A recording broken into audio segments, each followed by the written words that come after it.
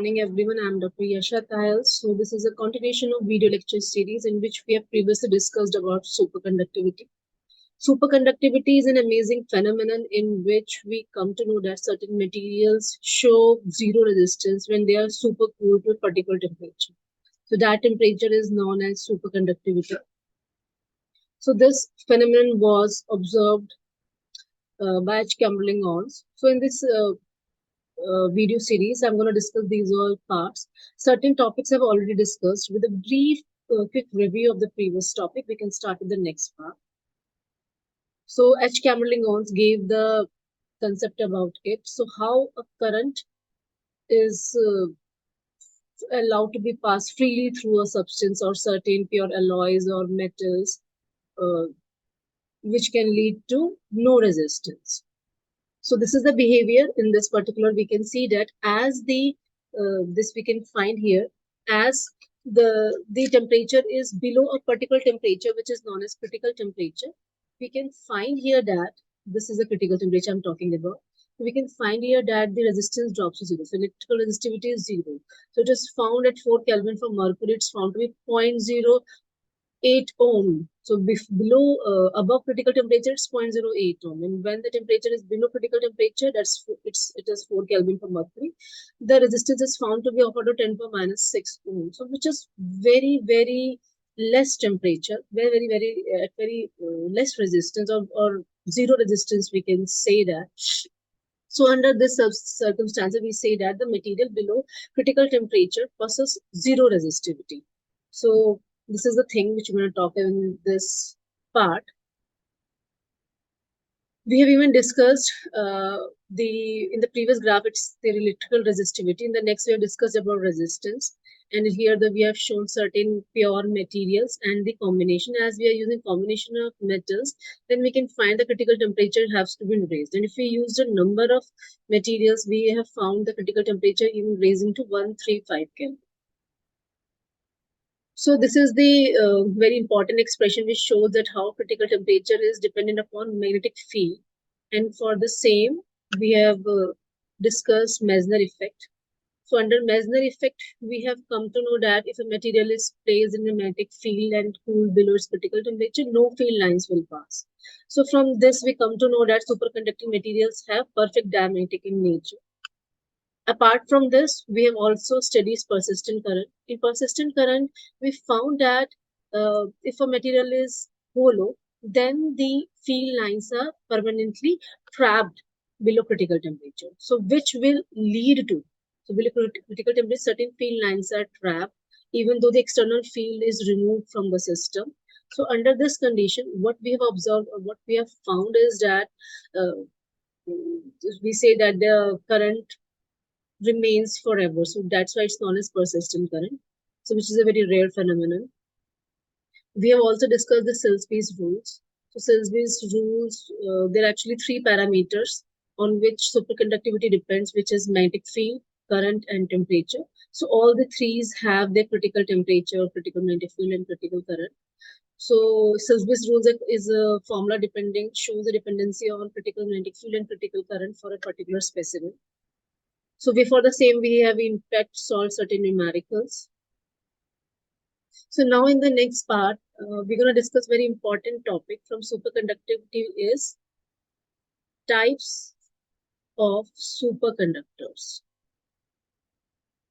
This is very important part. We need to know that how many categories the superconductors can be classified. So classification of superconductivity is done on the basis of magnetic field. Magnetic field is an important parameter which decide on what magnetic field or up to what the material will show a perfect supermagnetic condition in which resistance should be zero. Now for this classification, there are two types of superconductors. So very first is known as type 1 superconductor.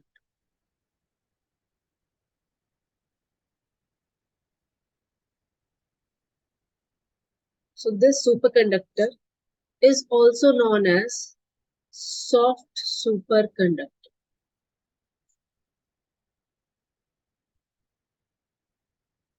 And the other category, second type of superconductor is type 2 superconductor.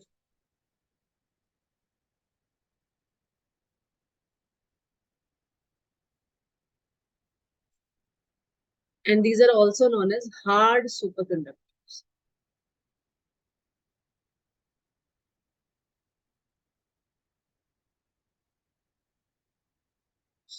So these are the two types of superconductors. So this is, or you can say, in certain books or in certain types, there's one more state is considered, which is actually included in type 2 superconductor, which is your mixed state. Mixed, or the nomenclature is vortex, or you can say that intermediate superconductor.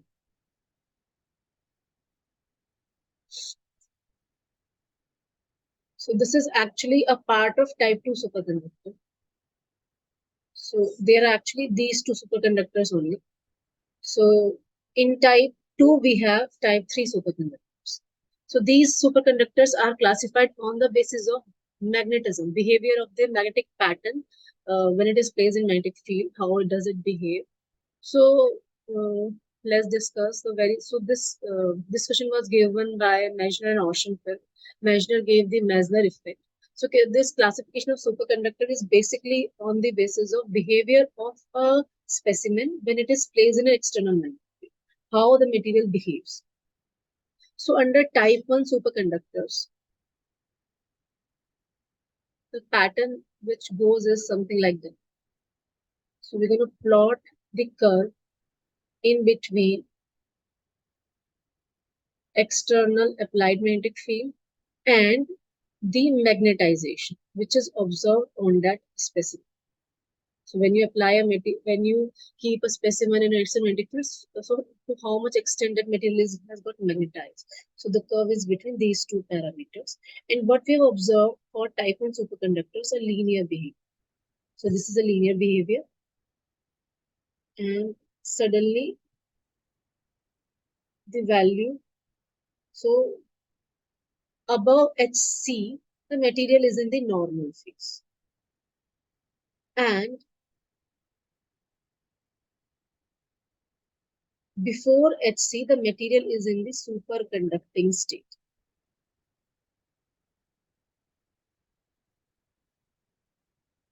So what's going to happen here is that, so this type 1 superconductors are generally the specimen which are pure materials. Say for example, we have aluminum in this category, we have mercury in this, or we can have indium, or we can have lead in this category, or say for example tin or zinc in this category. So these are all the elements which are under type 1 superconductors. So what's going to happen is that when you keep, say for example, aluminum in an external magnetic field, so above its critical magnetic field, all field lines are allowed to pass through the specimen. Right? Say for example, this is a specimen. So all the field lines can pass through the specimen. Now, as the magnetic field, external magnetic field, is below critical magnetic field, so what's going to happen is that field lines are totally excluded out of this specimen. So these are totally excluded out of this specimen. So below critical magnetic field, Meissner effect is completely obeyed. And above critical magnetic field, Meissner effect is not. So this is the thing which happens for type 1 superconductors. The critical temperature for pure elements, as we have already discussed, is very less. It's 1.18 Kelvin. And this is 4.15 approx. Indium, we have 3.41. For lead, we have 7.19. Tin, we have 3.72. Whereas for zinc, we have very less, that is 0.8. And if we see there, this critical magnetic field, so the value is 0.0105. So this is very less critical magnetic field. So only if the magnetic field is so much less, then only the specimen will behave as superconductors.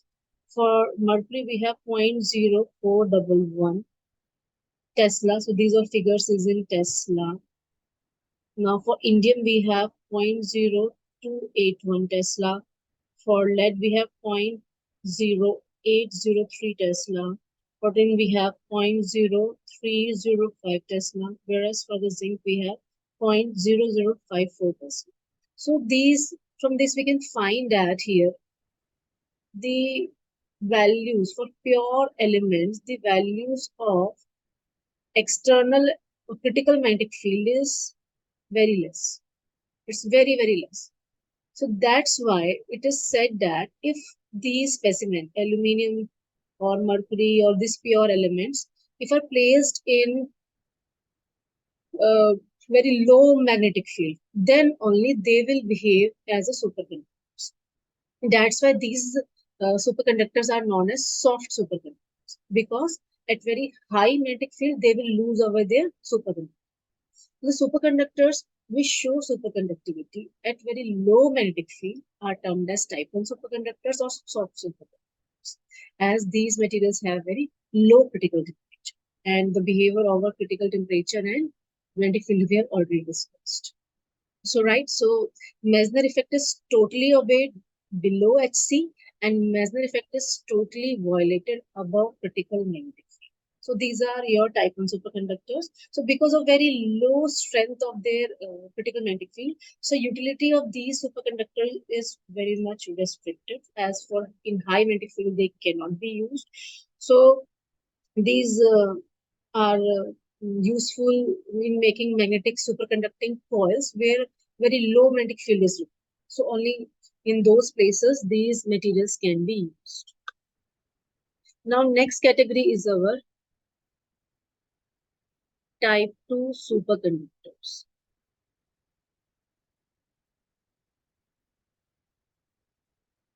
We term these as hard superconductors.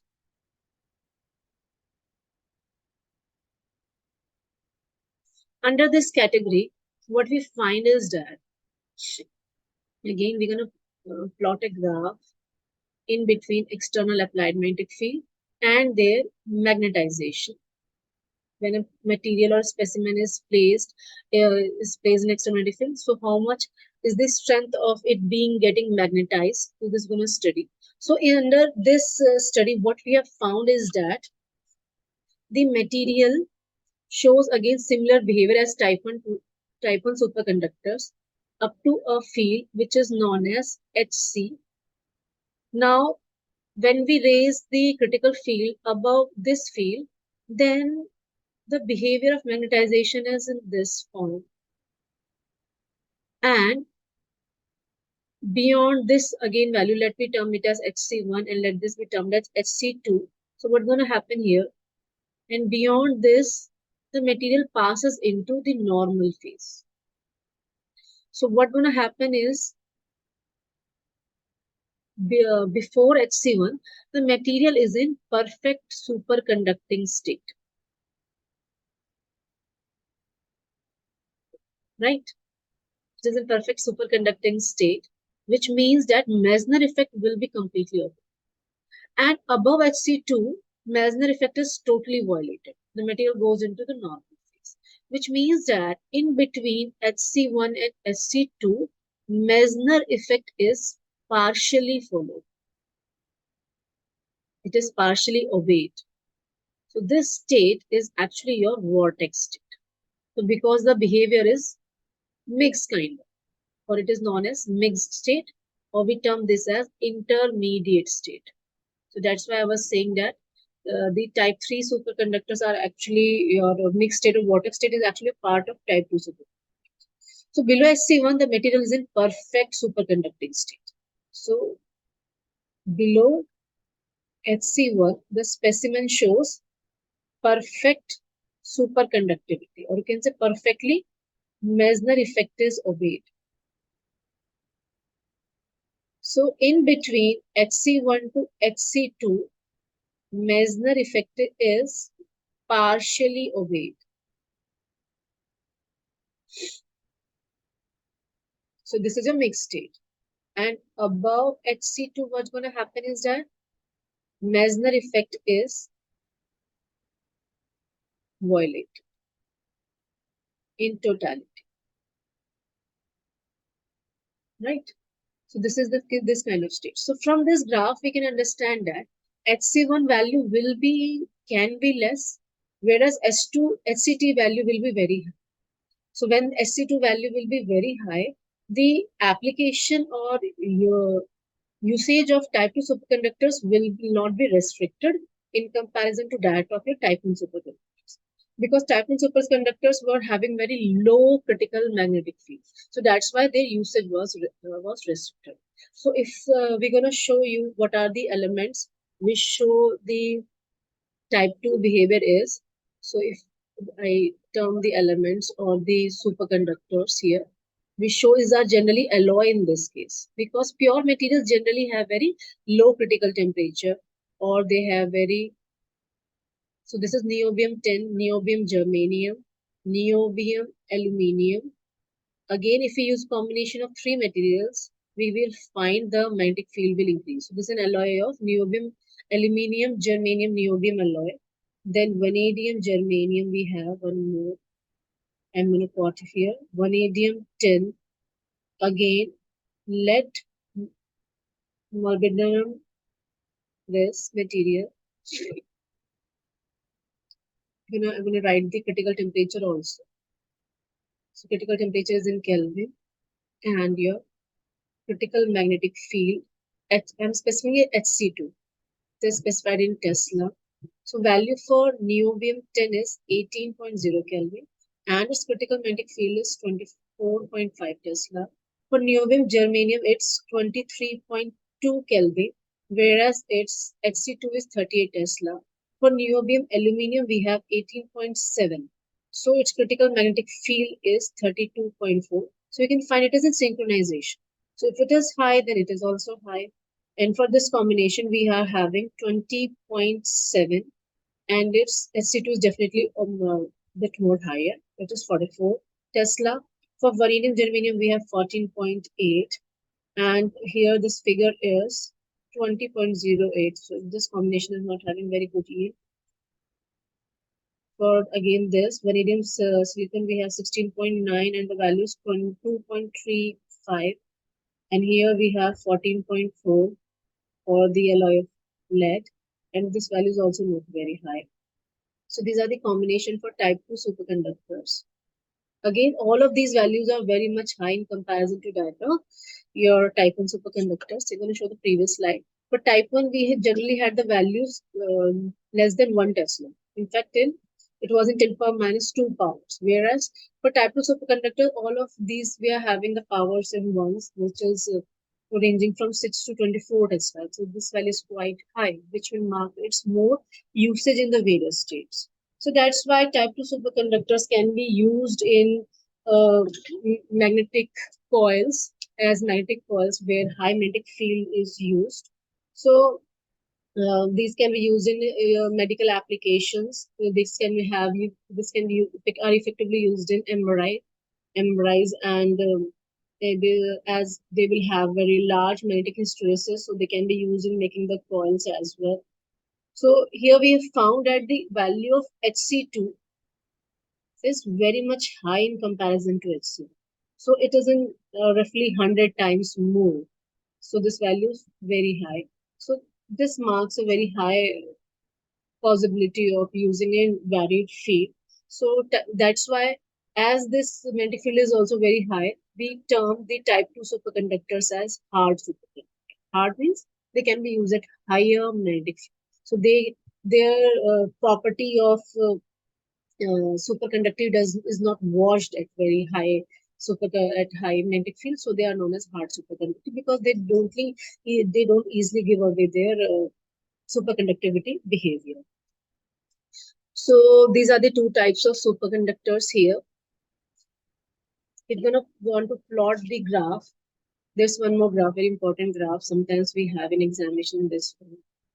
What is a graph for the classification of superconductors in between temperature and the critical magnetic field. So the graph goes in this way. So here's a critical temperature for a particular specimen. It's for type, say for example, this is for type 1, but if it is type 2, we're going to have this type of pattern. So this will be HC1 and this will be SC2. Here the material will be in the normal phase. Here will be in the superconducting phase, and this will be your mixed state.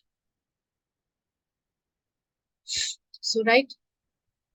So I hope so you get the clarity on the types of superconductors. In the next video lecture, we'll move to the next part of the superconductivity.